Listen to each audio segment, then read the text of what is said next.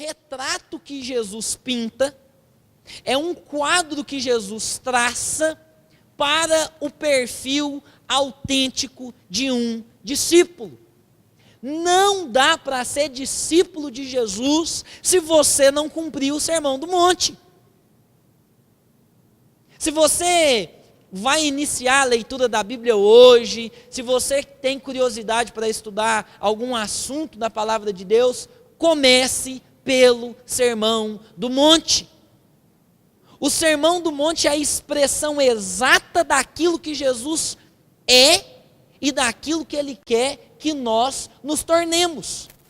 E Jesus inicia o Sermão do Monte com as 8 bem-aventuranças.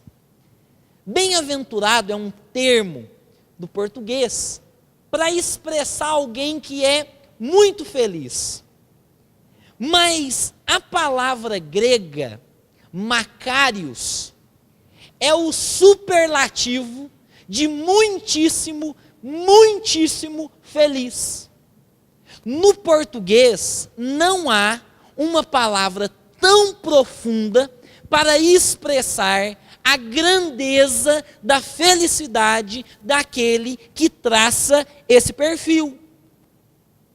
É como a palavra saudade no português, em vários outros idiomas que não tem aquele significado. Macários do grego também não tem uma palavra tão profunda no português a ponto de chegarmos até o pleno entendimento do que é essa tal felicidade. Um outro aspecto que é muito importante da gente destacar no Sermão do Monte e nas bem-aventuranças propriamente ditas, é que essas bem-aventuranças são uma construção, uma jornada, uma caminhada. Você não vai ter a segunda bem-aventurança se você não ter a primeira. Você não vai ter a quarta bem-aventurança se você não tem a terceira, a segunda e a primeira. E hoje que a gente vai encerrar com a 8ª bem-aventurança, se essa bem-aventurança ainda não chegou na sua vida, é porque você está falhando em uma das 7 anteriores. Tá certo? Então, só relembrando os versículos. A primeira bem-aventurança. Bem-aventurados os humildes de espírito, porque deles é o reino dos céus. Ser humilde de espírito não é ter aquele sentimento de autocomiseração e pensar que nós somos coitadinhos e precisamos de alguma coisa. Ser humilde de espírito é reconhecer quem nós somos diante da grandeza de Deus. Reconhecer que nós não somos nada. Que nós somos pecadores e que nós carecemos da glória de Deus. Que nós precisamos da presença de Deus. Quando você reconhece quem você é, você tem uma segunda atitude, que é a segunda bem-aventurança, o choro. Bem-aventurados os que choram, porque eles serão consolados. Nenhuma bem-aventurança se trata de alguma matéria física, alguma experiência física, mas apenas um perfil espiritual. Jesus não está aqui dizendo que aquele que chora, quando a gente chora por alguma alegria, por alguma tristeza, ele é bem-aventurado. Não. É um choro espiritual. Já chorou diante da presença de Deus pelos seus pecados? Já chorou diante da presença de Deus pelos seus temores? Pelas suas ansiedades? Pelas suas fraquezas? Pois é, você só vai conseguir chorar quando você for humilde de espírito e reconhecer que você não é nada. Porque o que mais existe hoje é cristão orgulhoso espiritualmente. Não, eu venho à igreja, eu cumpro um ritual, eu sou um membro ativo, mas esse negócio de chorar, isso aí é para crente fraco. Não, isso é para cristão autêntico que segue o discipulado e o exemplo de Jesus. E nós precisamos chorar pelos nossos pecados, nos envergonhar dele, lutar contra eles. E só assim nós seremos mansos e herdaremos a terra. Ser manso não é apenas ser calminho. Lembre-se que tudo isso tem um teor espiritual. Você só vai ser manso quando você receber o perdão. Senão, as suas ações serão baseadas na ira, na raiva, no ódio. Você vai olhar para uma pessoa e porque você ainda não se sentiu perdoado por Deus, você vai ser incapaz de perdoar. Só assim nós conseguimos a quarta bem-aventurança, que é a de ter fome e sede de justiça. Quando nós recebemos isso de Deus, nós começamos a desejar alimentar mais dele. E assim, vamos ter mais reflexos na nossa vida. O reflexo de sermos misericordiosos, de sermos limpos de coração, de alcançarmos uma das bem-aventuranças mais complicadas de encontrarmos nos nossos dias, que é a de pacificador. Aquele que administra conflito. Aquele que tem palavra de amor e não de guerra. Aquele que sabe falar no momento certo. Esse é o pacificador. E a oitava bem-aventurança fecha todo o ciclo, dizendo: bem-aventurados os que são perseguidos. Por quê? Porque deles é o reino dos céus. O mesmo benefício que nós temos na primeira bem-aventurança, nós temos na última. Jesus está fechando o discurso dele.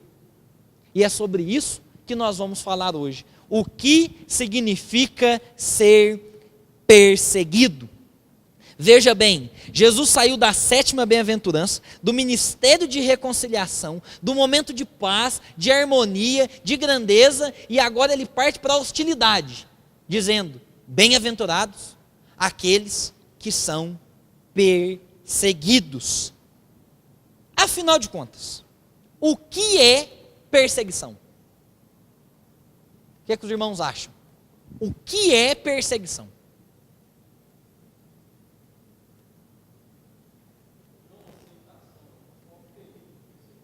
Não aceitação.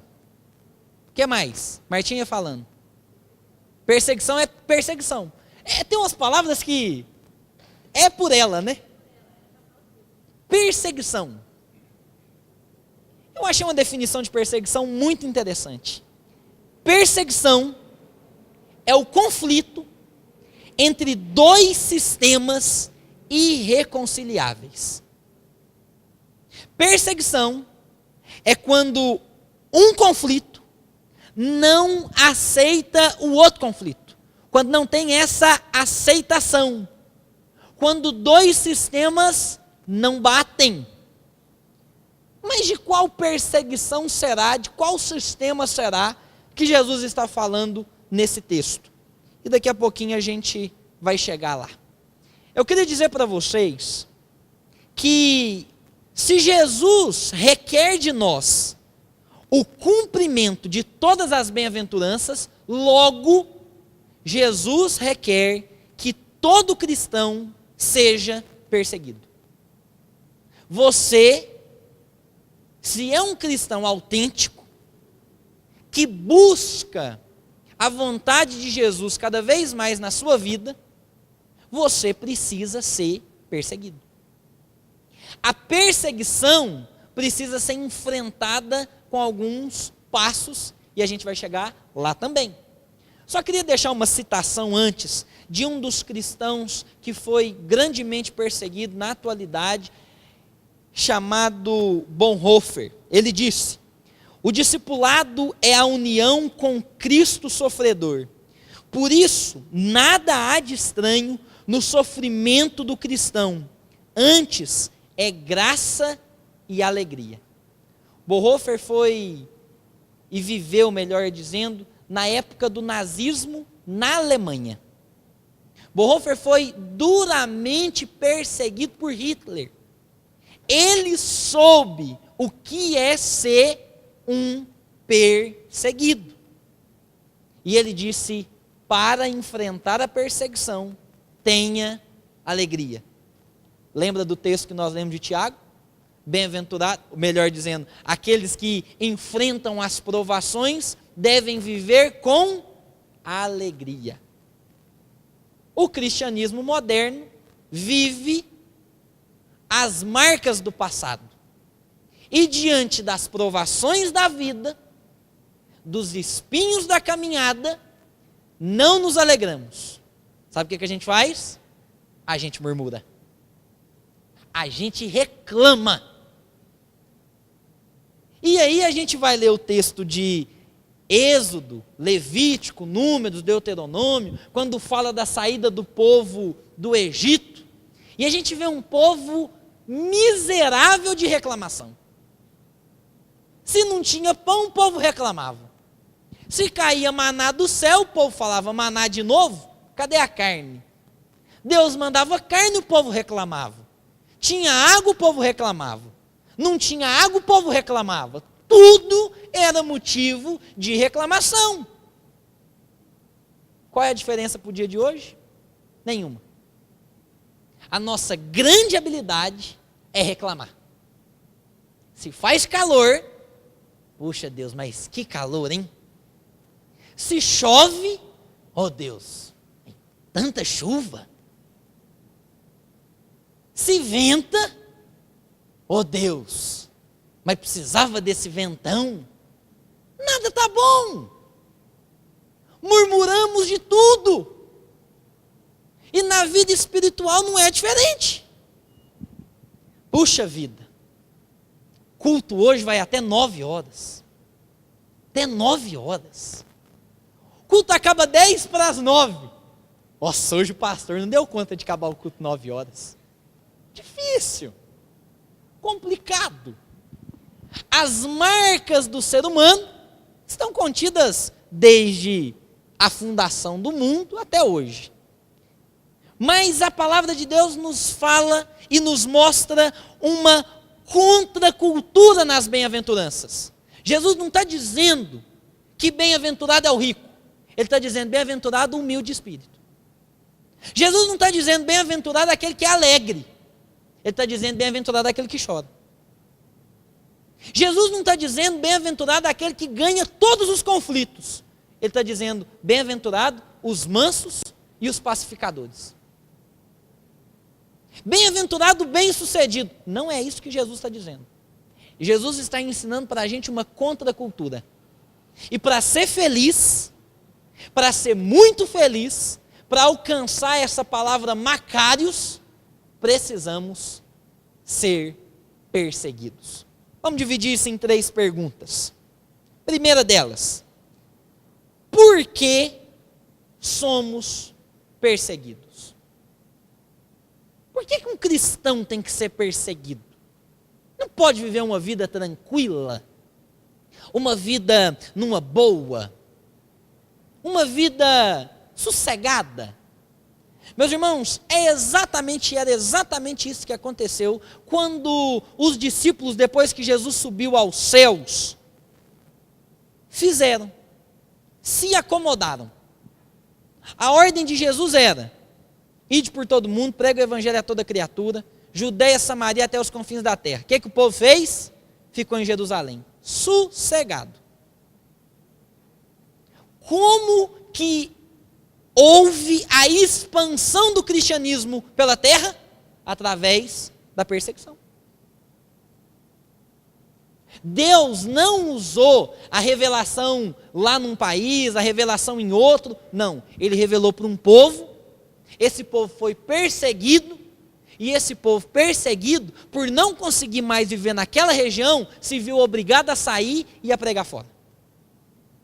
A perseguição é bênção. E se a perseguição é o conflito de 2 sistemas irreconciliáveis, esses sistemas são o sistema de Cristo Jesus, o Evangelho, e o sistema do mundo. Se você não é perseguido, é porque você não incomoda. Nós somos perseguidos porque através da perseguição, outras pessoas podem vir a conhecer o amor de Jesus através da nossa vida. Ah, pastor, mas no Brasil não tem perseguição. Tem sim. Não é uma perseguição física? Não. Por quê? Porque eu acho que a gente não suporta. Porque Porque eu acho que a nossa fé é fraca. Porque a gente precisa caminhar ainda mais perto de Cristo cada vez mais para desenvolvermos a nossa fé, porque a gente não aguenta. Somos mal acostumados.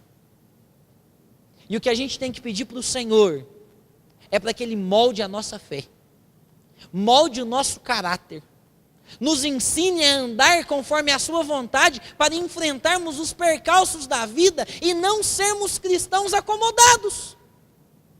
Porque é isso que nós estamos nos tornando. Cristãos fast food. Chega na igreja, alimenta da palavra, não pode demorar muito, porque é fast food, é comida rápida, tem que ser rapidinho, sai rapidinho, não está saciado, logo quer mais, a gente não busca, e hoje a rotina de vários cristãos é a ideia de não serem membros de uma igreja, não caminharem com Cristo numa igreja e flutuar para tudo quanto é lugar. A gente precisa criar raiz. A gente precisa orientar filhos.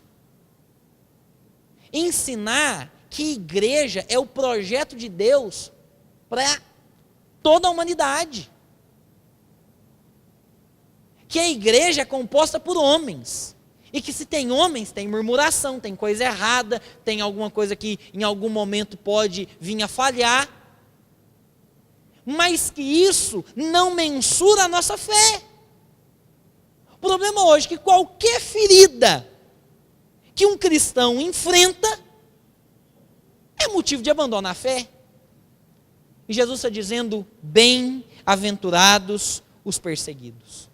Bem-aventurados os perseguidos por causa da justiça.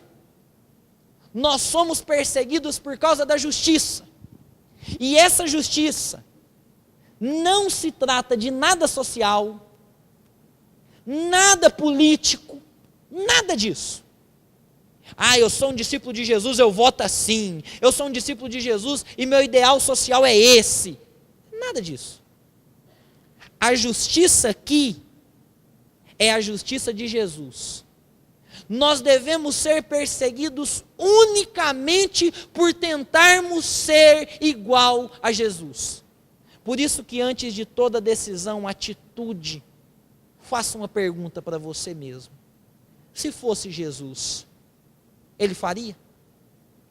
Porque o objetivo da minha vida e o objetivo da sua vida é ser como Jesus, é nos tornarmos como Jesus, é sermos a justiça de Jesus no mundo. Existem vários exemplos de cristãos que foram perseguidos. Abel foi perseguido pelo seu irmão, Moisés foi perseguido pelo faraó, Davi foi perseguido por Saul, Daniel foi perseguido num sistema da Babilônia. E às vezes a gente pensa assim, não, esse negócio não acontece hoje não.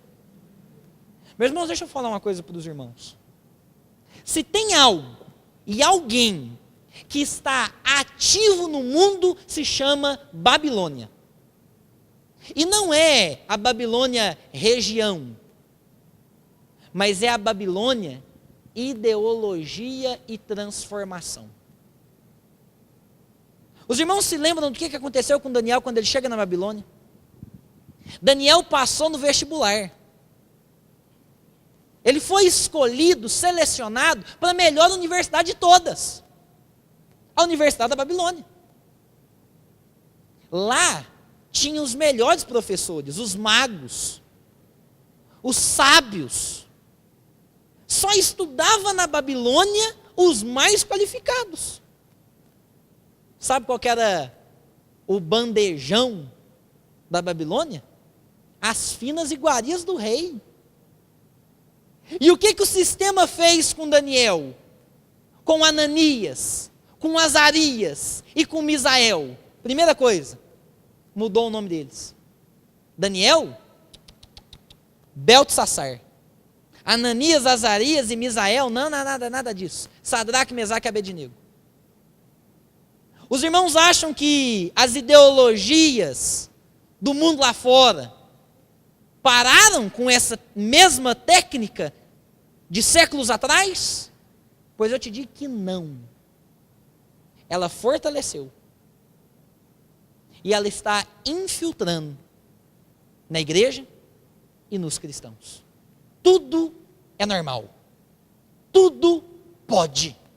Tudo é relativo. Tudo depende. Tudo é preconceito. E quando nós defendemos a bandeira, quando nós empunhamos o pendão real, a palavra do Senhor, somos tidos como loucos. Pois eu quero e eu prefiro a bem-aventurança da perseguição. Porque mais vale morrer por Cristo do que ser condizente com o mundo caído. Algum irmão, por favor, abra sua Bíblia no Evangelho de João, capítulo 15, versículos 18 a 20, palavras de Jesus sobre a perseguição.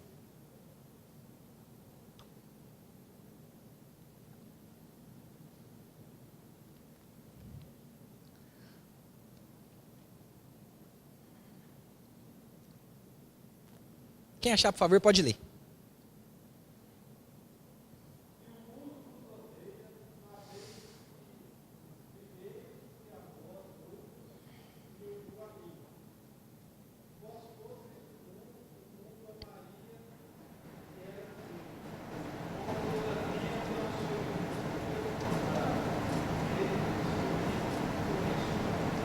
Exatamente. Ser odiado pelo mundo é algo comum e algo que Deus transforma em bênção. A igreja primitiva foi perseguida, John Huss foi perseguido, Hudson Taylor foi perseguido e tantos outros missionários hoje, mais de 215 milhões de cristãos são severamente perseguidos no mundo. E isso ninguém fala. Ser perseguido é bênção para a expansão do reino de Deus. E sabe por que nós devemos nos sentir felizes por sermos perseguidos? Por causa de uma história que eu vou contar para vocês. Conta a história de um missionário e de uma missionária, um casal de missionários, que depositaram 30 anos da sua vida numa das regiões mais inóspitas da terra e lá serviram com muito vigor. Quando estavam regressando para casa, no avião, o marido perguntou para a esposa: como será que o nosso país vai nos receber? Quem será que vai estar lá disposto a nos receber no aeroporto? Quando o avião foi parando, eles não estavam nem de classe econômica, eles estavam na 5ª classe, lá assim, já perto das malas, assim, lá. Era do dinheiro que tinha para voltar. Eles viram uma fanfarra posta, um palco, balões, aqueles papeizinhos que voam, sei lá o nome daquilo, todo mundo esperando. Eles falaram: maravilha, é hoje, vamos chegar em glória, poder, exuberância. Quando desceram do avião, fanfarra tinha ido embora, os papeizinhos coloridos todos no chão, balões estourados e uma frustração gigante. Aqueles missionários chegaram em casa, a mulher já foi desfazer as malas, e o marido então, revoltado, olha para sua esposa e pergunta para ela: é isso? É isso que Deus tem para a gente? Pergunte para o seu Deus se é isso que Ele tinha reservado para a gente quando a gente chegasse em casa. Aquele homem bateu a porta e saiu enfurecido, voltou depois de algumas horas, e ainda ironicamente perguntou para sua esposa: falou com Deus? E ela sabiamente disse: sim, eu falei. E ele te respondeu? Sim, ele me respondeu. E o que ele disse? Ele disse que nós ainda não chegamos em casa.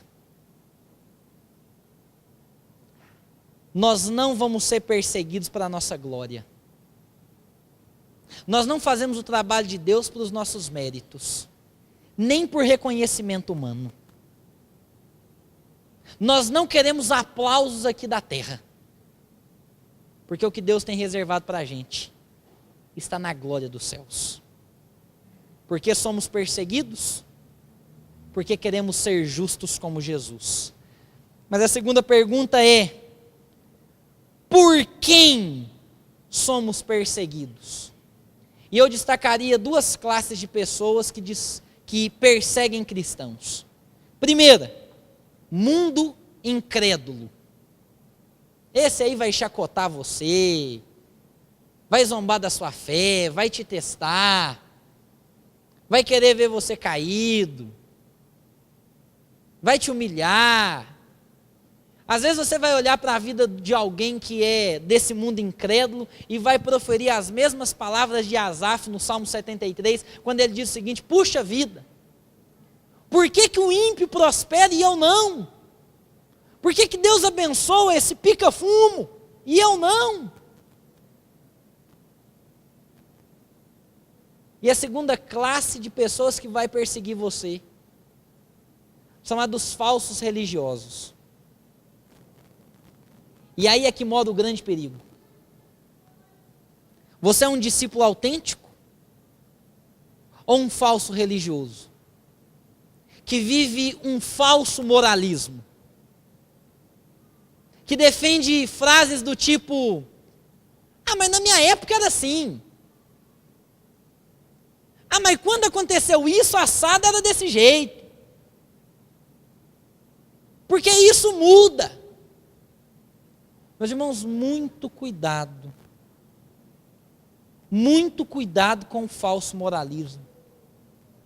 Com a religiosidade. Jesus não chamou religioso. Jesus não chamou fariseu. Jesus não chamou homens e mulheres que querem viver um ritual de regras do Antigo Testamento. Jesus chamou discípulo. E se tem uma classe que vai perseguir discípulo, é falso religioso. Pode ter certeza. Vai acusar tudo, qualquer coisa que você fizer está errada, e vai viver o mesmo dilema que Paulo viveu na igreja primitiva. Pedro e Paulo foram os dois protagonistas, os dois grandes apóstolos que continuaram o ministério de Jesus.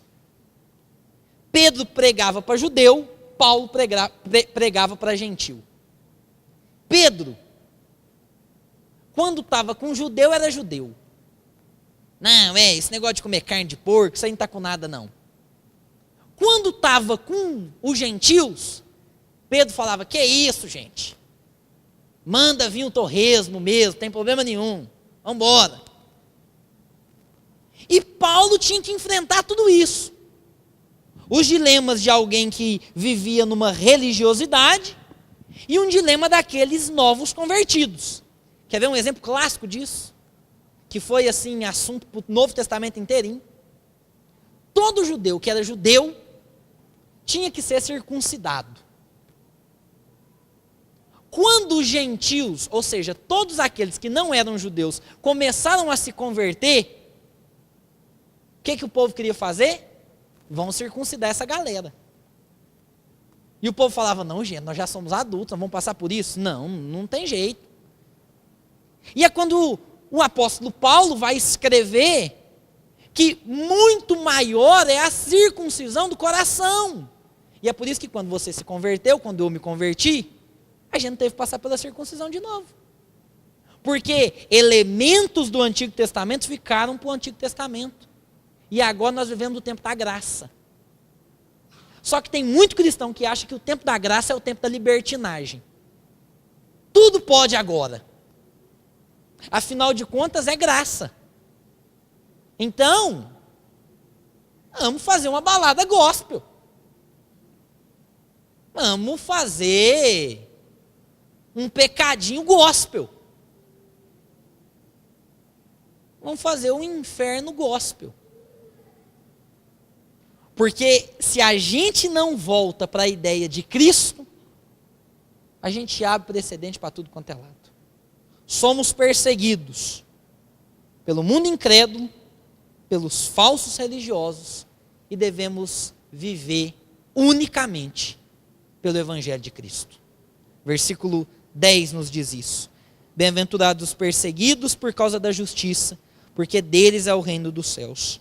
Bem-aventurados sois quando por minha causa vos injuriarem e vos perseguirem, e mentindo disserem todo mal contra vós. Regozijai-vos e exultai. E aí vem a terceira pergunta. Nós já vimos então por quem nós somos perseguidos, por que somos perseguidos, e agora a pergunta mais prática. Como um cristão deve enfrentar a perseguição? Primeira dica: não repliquem. Não retruquem. A palavra de Deus diz que a palavra sábia, a palavra doce, ela desvia o furor. A palavra branda desvia o furor. A palavra dura suscita a ira. Sofreu perseguição? De duas uma. Se você não tiver sabedoria para responder, fique calado. Se tiver sabedoria para responder, uma palavra de amor e de graça. Porque a palavra de Deus nos diz que quando nós respondemos com amor e graça, colocamos brasas vivas na cabeça do nosso inimigo, e ele vai ficar pensando, puxa vida, por que eu tratei fulano tão mal e ele me tratou tão bem? Diante das perseguições, não repliquem, não retaliem, não retruquem. Segunda dica: diante das perseguições, não fiquem deprimidos e nem ressentidos. Puxa vida, ninguém me ama. Puxa vida, todo mundo me persegue. Por que que é assim? Não se faça de coitadinho.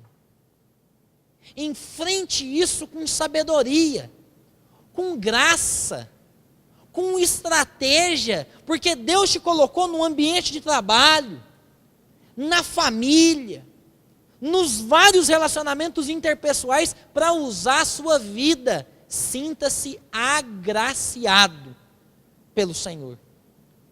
E terceiro e último conselho: alegrem-se diante das perseguições.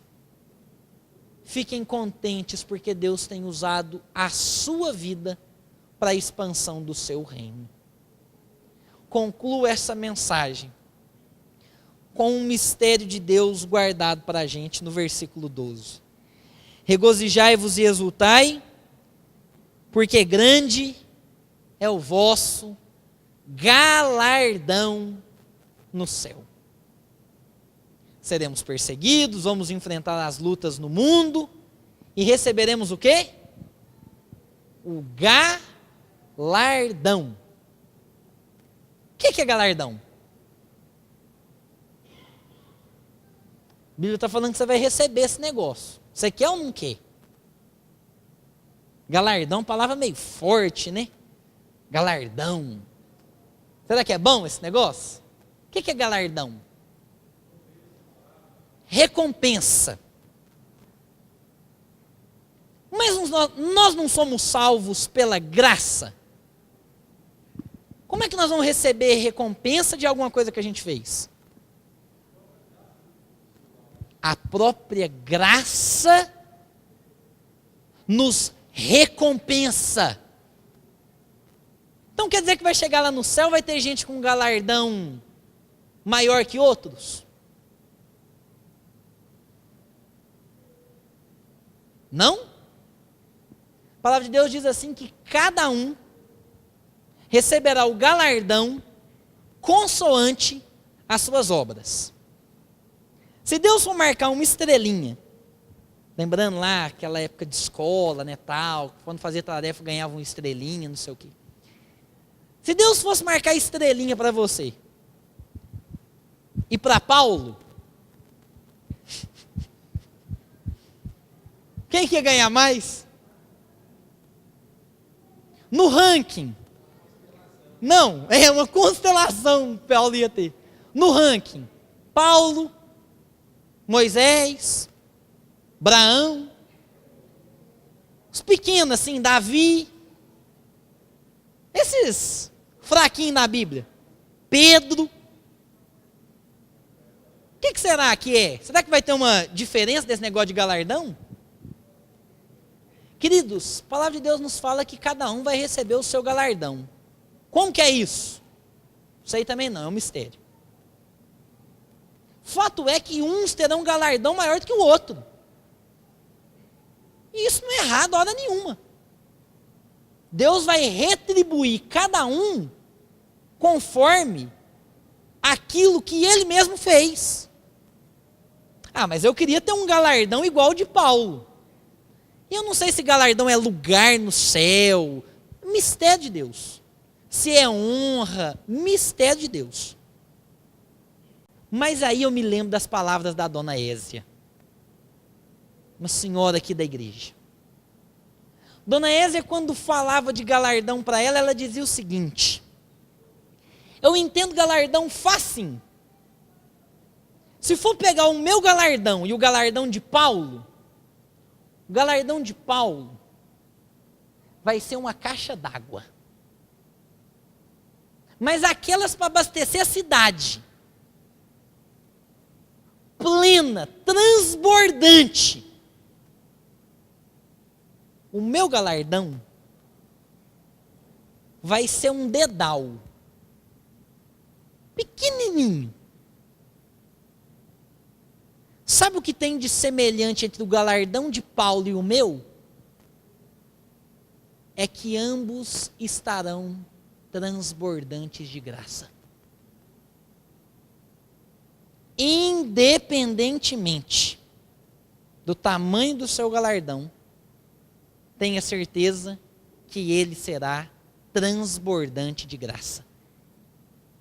E Paulo vai se sentir cheio com uma caixa d'água gigante. Beleza. Eu vou me sentir cheio com um copinho de 200 ml. Porque o nosso Deus é gracioso para nos retribuir consoante as nossas obras. Tenham alegria no Senhor, força no Senhor, enfrentem as perseguições, as duras provas da vida, porque daqueles que assim procedem, é que o céu é composto. Que o Senhor nos dê graça para pensarmos na nossa recompensa lá do céu. Que lá no céu é quando nós chegaremos de fato em casa, cheios e transbordantes da sua graça e do seu galardão, em nome de Jesus. Amém. Alguma questão que fique, irmãos? Fique à vontade para fazer alguma pergunta, é tempo para isso. Levante uma das suas mãos, ou alguma... Martinha? Esse acabou. Nós vamos continuar com o Sermão do Monte. Agora nós vamos entrar sendo sal e luz da terra, depois nós vamos entrar nessas questões mais práticas, quando Jesus fala do adultério, do homicídio, dessas questões um pouco mais éticas, né?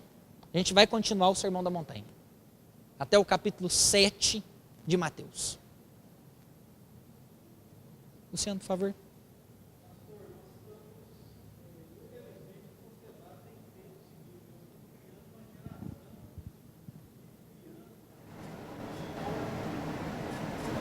Fato.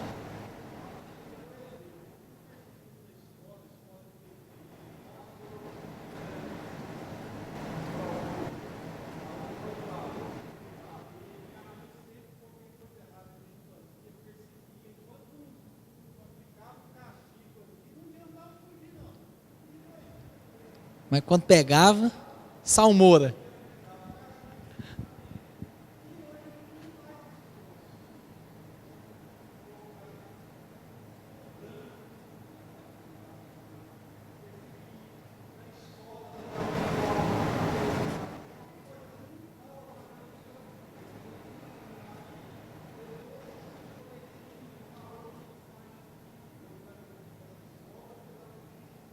É.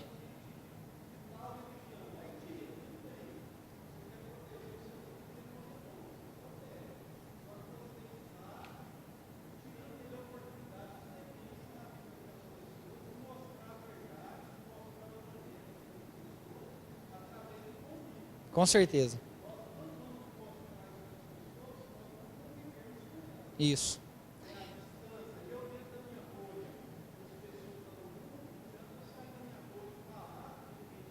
Com certeza, Luciano. Eu concordo exatamente com o que você está dizendo. Acredito sim que a gente tem que ter sempre a linha do respeito, o limite de entender a diferença com o outro e tudo mais. Isso de fato deve acontecer. Mas o cristianismo não é uma sala confortável. O cristianismo é um campo cheio de trincheiras. E a gente está lá na frente. A gente está lá no campo de batalha. E a gente precisa ser sal e luz para esse mundo corrompido. E isso começa com o testemunho das crianças, com a influência, com o pensamento. Não, eu sou diferente, eu aprendi diferente. A gente precisa formar esse caráter em todos os discípulos, desde aqueles mais novos. Muito boa colocação. Mais alguma questão que fique, irmãos? Vamos nos colocar em pé, então, vamos orar ao Senhor, encerrando assim o estudo bíblico dessa noite.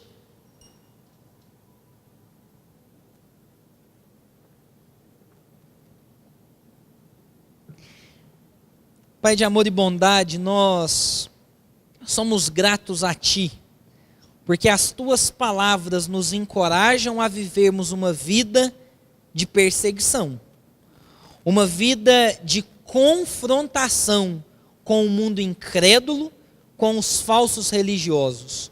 Ó Deus, que em Cristo Jesus o Senhor forme nos discípulos um caráter autêntico da Tua vontade, que assim possamos expressar palavras de amor, de graça e não de ódio, mas que nós possamos estar firmados e convictos no Evangelho do Senhor. Senhor, livre os nossos jovens, os nossos adolescentes, as nossas crianças, das ideologias do mundo perdido, e que o Senhor os revista do Evangelho poderoso do Senhor, para que eles possam assumir o seu lugar no campo de batalha. Senhor, abençoe cada casamento, cada relacionamento aqui, que eles também não sejam influenciados pelo conceito dessa sociedade líquida, que termina relacionamentos, que troca de relacionamentos, que finda com relacionamentos, mas que nós possamos perseverar até o fim. E que o Senhor nos mantenha firmes e aptos para o glorioso dia da Tua vinda, onde, enfim, reinaremos com o Senhor no novo céu e na nova terra, e assim poderemos bradar em alto e bom som que voltamos para casa e que recebemos de Ti o galardão segundo a Tua promessa, porque dos perseguidos é o reino dos céus. Em nome de Jesus, amém e amém. Que Deus os abençoe, irmãos, uma excelente noite, um excelente restinho de semana e até domingo, se Deus nos permitir.